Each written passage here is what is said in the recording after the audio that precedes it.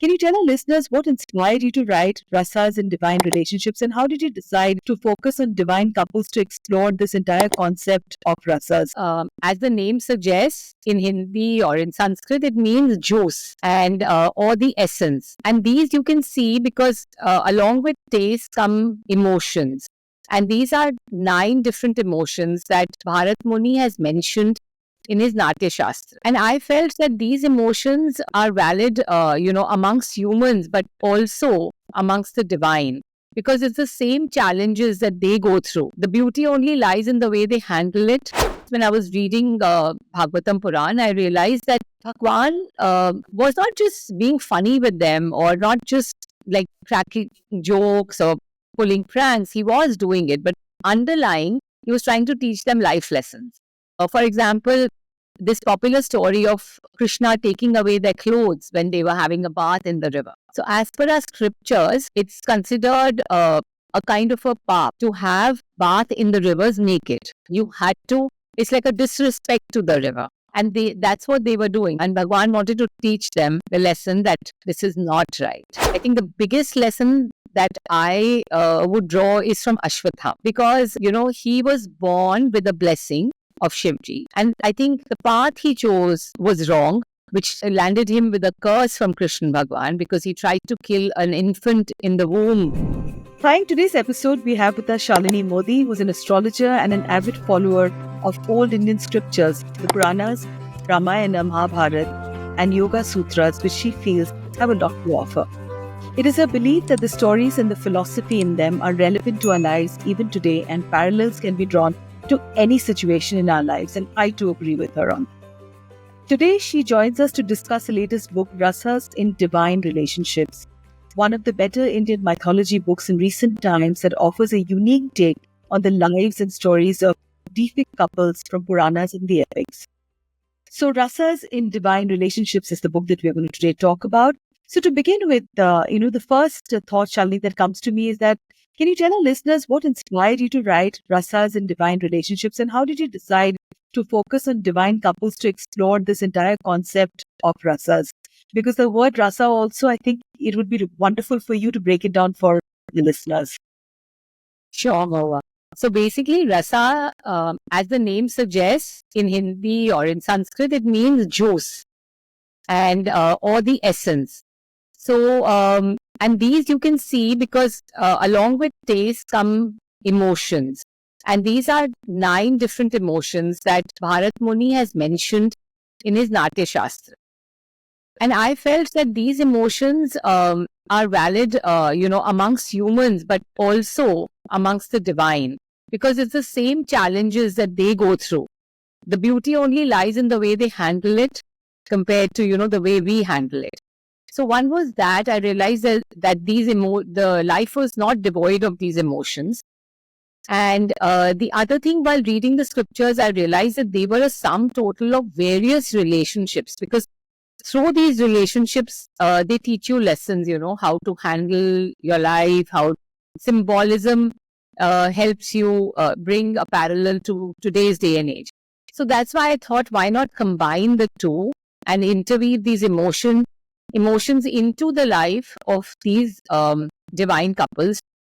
Also, I felt that each relationship was unique. And the uniqueness came from that one dominant emotion or rasa that, characterized their particular relationship. So that encouraged me to bring So, can forth you just share an example, of a story from your book where a divine couple's experience is going to be very universal for the human struggle? Because in today's world, everybody's struggling with their relationships, and I think there are too many breakups than what we heard in the past. And so it's quite a breaking of the system that was there in India where people lived forever and ever. So tell us a little bit about that. Yeah, I so agree with you that maintaining relationships has become a big challenge. And I feel that, though I'll give you my favorite story from the book, but I feel that each chapter, each rasa, teaches us how to handle our life in that particular emotion, faced with that particular emotion. But my favorite is about Kunti and Pandu. a couple which is very less spoken about, because usually our focus is on Draupadi and her 5 husbands. But Kunti had become a mother even before she was married. And Yes. she had let go of Karn because she was scared of infamy for her family. And when she got married, her very marriage ka base was fear, because she was always living in this fear that what if my secret is known to all. And from there it started the journey. Then her husband got another wife who was prettier, more bubbly, and she always was scared of the favoritism of her husband towards her. Then her husband got cursed, and then the curse brought fear of his death. And it also brought the fear of remaining childless, because he was cursed that he could never copulate with his wives, and so they could never have children. So all of these kind of different fears always underlined her relationship with Pandu. But even with his death, the fear didn't end, because then it became the fear of bringing up the children by herself. So, but the beauty lies in the way she handled it. So with her inner strength, with whatever blessings she had from the Vasha Rishi, and with penance, she managed to tide over all of this. So that I feel, yeah. So what are the 9 rasas? Even me, I don't know actually what are the 9 rasas. It would be wonderful if you can tell us what are the 9 rasas. Sure, Mahua. So basically, one is Shantras, which is my favorite. So it is connected to Shiva and Parvati in my book, because we are all aspiring for this quiet mind in this chaotic world. So that is Shantras, where I think the inner silence is more important than the outer silence. And then Raudraras, which is anger, which is very common. All of us face bouts of anger. So Ahilya Rishi Patni and Gautam Rishi, how anger played out in their lives and how they handled it. Veeras, which is strength. So it is strength of character, and it is the courage to do. So Veer, usually you connect it with a soldier, but it doesn't necessarily mean fighting on a battlefield. It means even giving, life challenges a good fight. So that's what I saw in Lakshman and his wife Urmila. And Krishna and Rukmani are the Shringaras, which is love and aesthetic. And I don't know how many I've done so far. But One Shringaras. yeah, I know who doesn't. Yeah, Who doesn't? who doesn't? So tell me on the flip side, how do you handle, challenging emotions like Rodra or Vibhatsa? Yeah. I feel that Bibats and Rodharas, even though they are negative, but these couples have handled it so well. So Gautam Rishi did get angry at his wife and Indra, but it was very well directed in the sense that his wife, as per Valmiki Ramayana, so different Ramayans and different Puranas state this story differently. In Valmiki Ramayana, it's very cleverly given how being a Rishi Patni, who herself had a lot of intelligence and spiritual powers, she did not play into the disguise of Indra. She could recognize him. She recognized him the moment he came disguised as a husband. And she knew that her husband would never ask for this sexual favor right in the morning, which was a time dedicated for prayers. So, but it was a weak moment which she gave into. And that angered Rishi, and he cursed her, he cursed Indra, but he cursed her very intelligently. So he did not turn her into stone, as we all talk about, and as per Valmiki Ramayana. But he told her to go into introspect, to go and meditate and realize what was the right path, and to connect with God.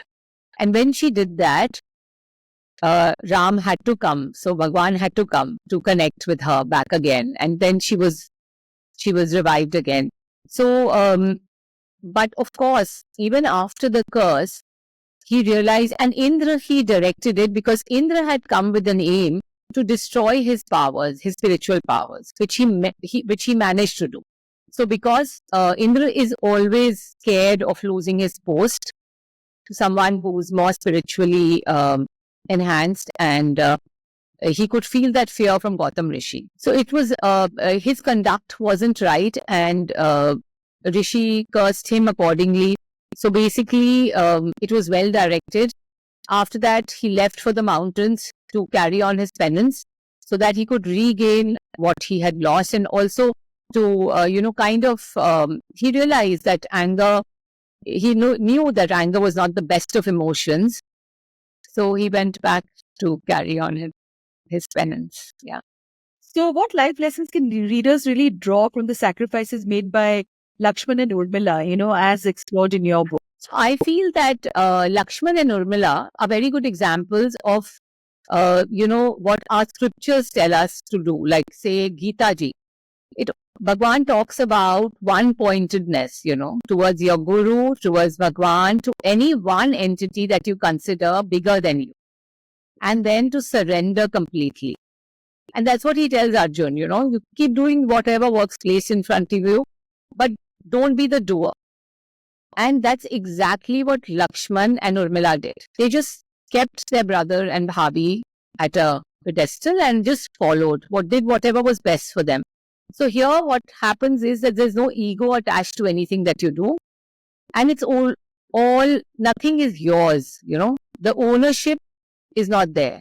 So it kind of, it's a life of servitude. So let's just talk a little about Krishna and the gopis, which are very central to Hasya Ras, right?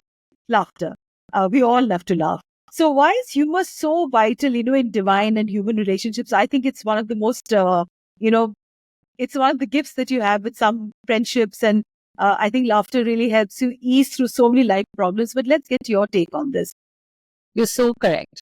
So usually what happens is that you'll always see gopis and Krishna mentioned as Shringar Ras, which is not wrong either. But the reason I took Hasya Ras, because I noticed when I was reading Bhagavatam Puran, I realized that Bhagwan was not just being funny with them or not just, like cracking jokes or pulling pranks. He was doing it, but underlying, he was trying to teach them life lessons. And that I think was fabulous. So what I felt was, when we try to teach someone life lessons, we are always, it will either be sternness, like we'll be angry, or we'll be stern, or, it's in a way which is not very comfortable. So many times you'll find, people receiving that, especially children, not accepting it. Because then, it's such an uncomfortable situation. It's bringing down the ego, the person in front of you. But I felt this was such a beautiful way, haste, in laughter, playing with them. He was teaching them life lessons. For example, this popular story of Krishna taking away their clothes when they were having a bath in the river. So as per our scriptures, it's considered a kind of a paap to have a bath in the rivers naked. You had to. It's like a disrespect to the river. And that's what they were doing. They had completely removed their clothes and they were having a bath in the river. And Bhagwan wanted to teach them the lesson that this is not right. So he quietly stole their clothes and like this, many other instances like this.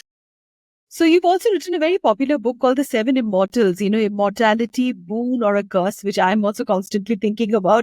Can you give us a brief introduction to the Seven Immortals and their significance in Indian mythology? One name that comes to my head right in the beginning is Mahabali, because that's how I've kind of dated them according to time. So all these seven immortals, I'd like to say, were much larger than life characters. Their achievements were, beyond what we can imagine. And they were very hardworking as well as very accomplished in their fields. So, and there was one way or the other that they had very strong life goals to become immortals.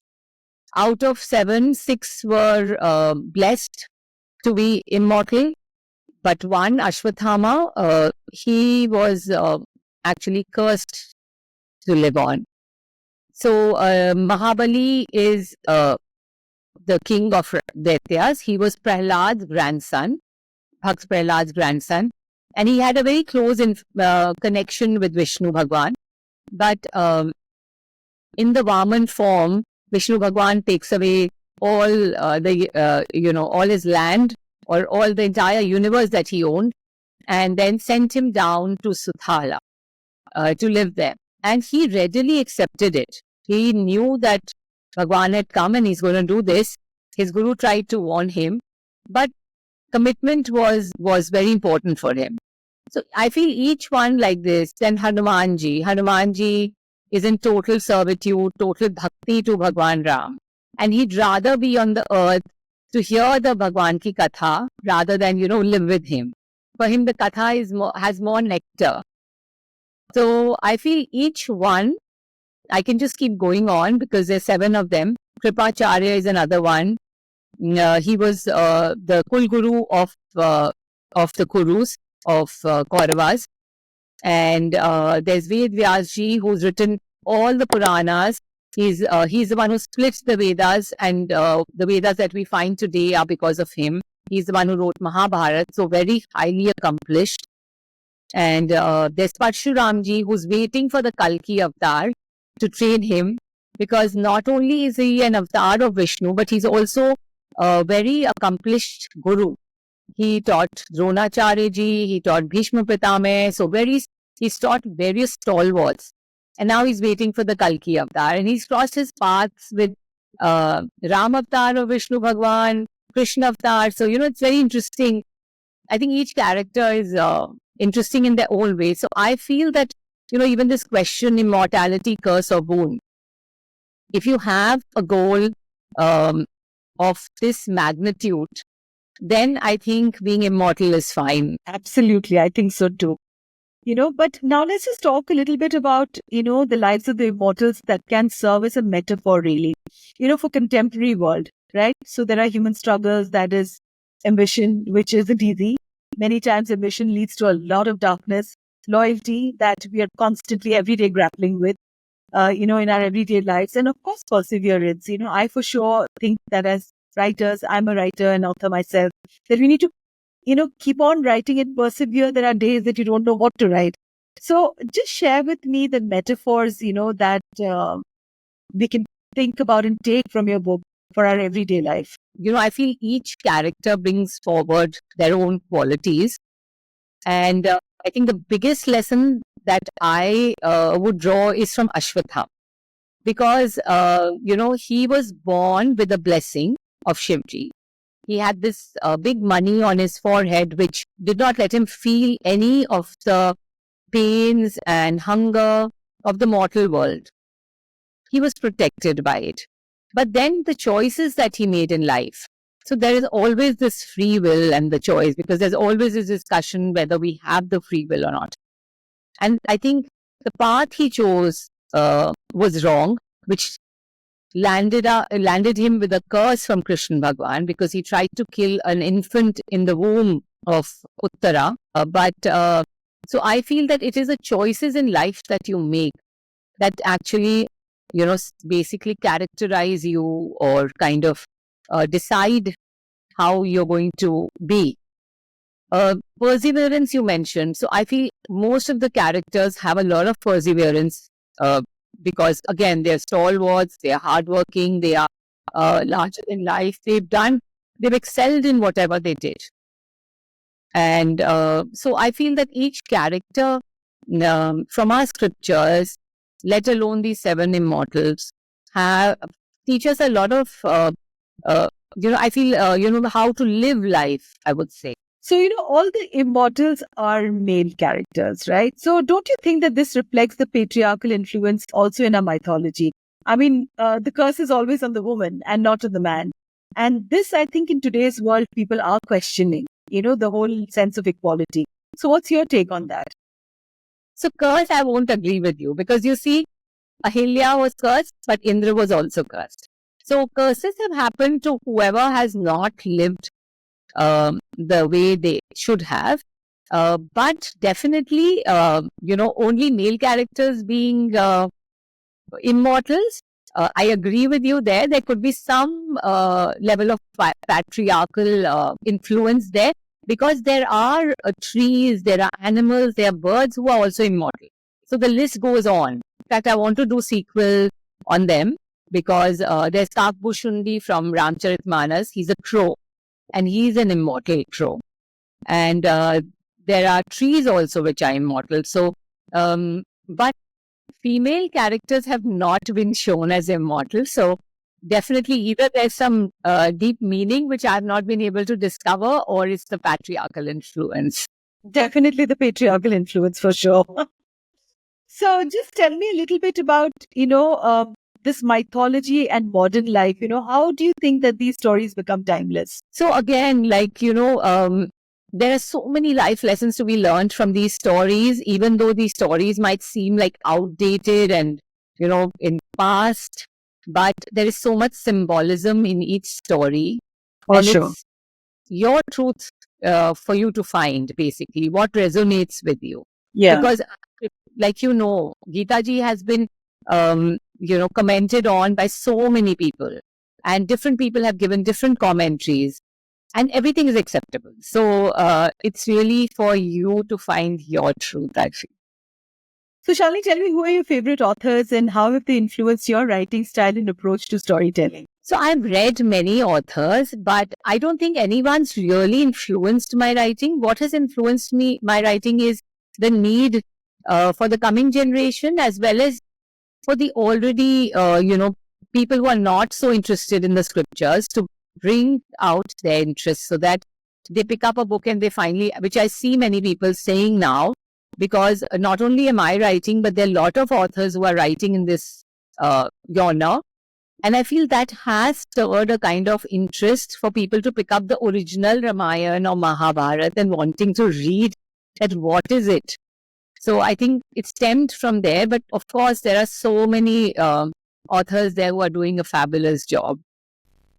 What advice would you give to aspiring authors, especially those who are interested in mythology or philosophical themes in their writing? I feel, the only advice that I feel, that if you're not writing fiction and you're writing non-fiction, then please do your research well.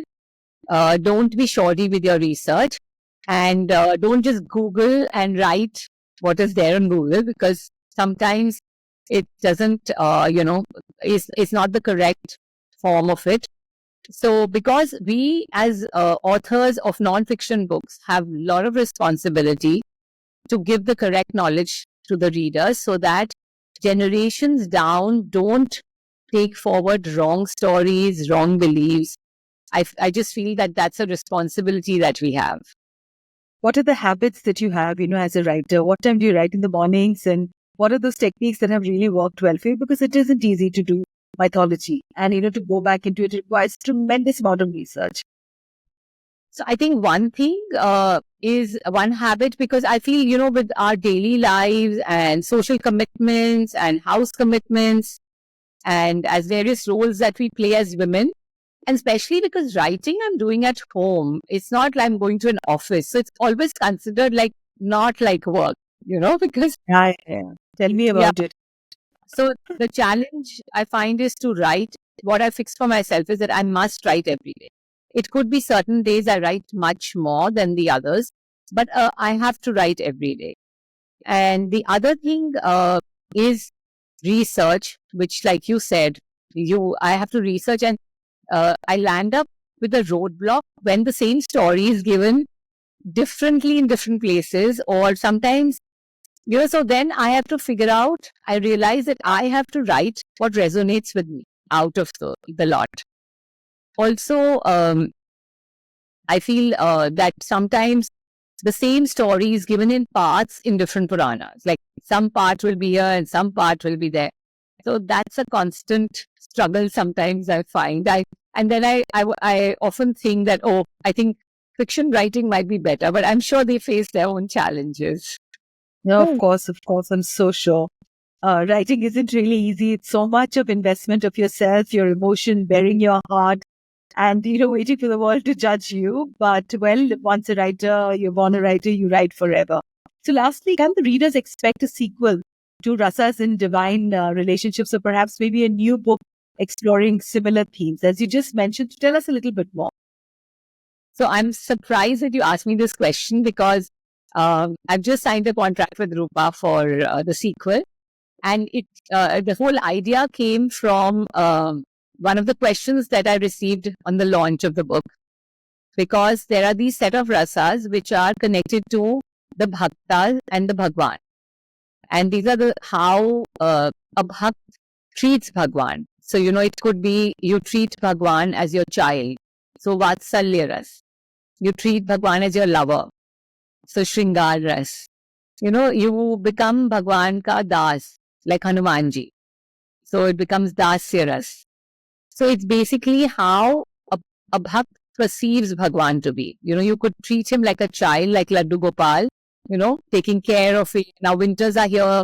In Delhi, it's like very cold. We dress up Bhagwan with all the when we put them to sleep, also we're putting the razai over them, we're giving them food to eat. So it's almost like they are your baby. So different rasas, different ways of perceiving Bhagwan.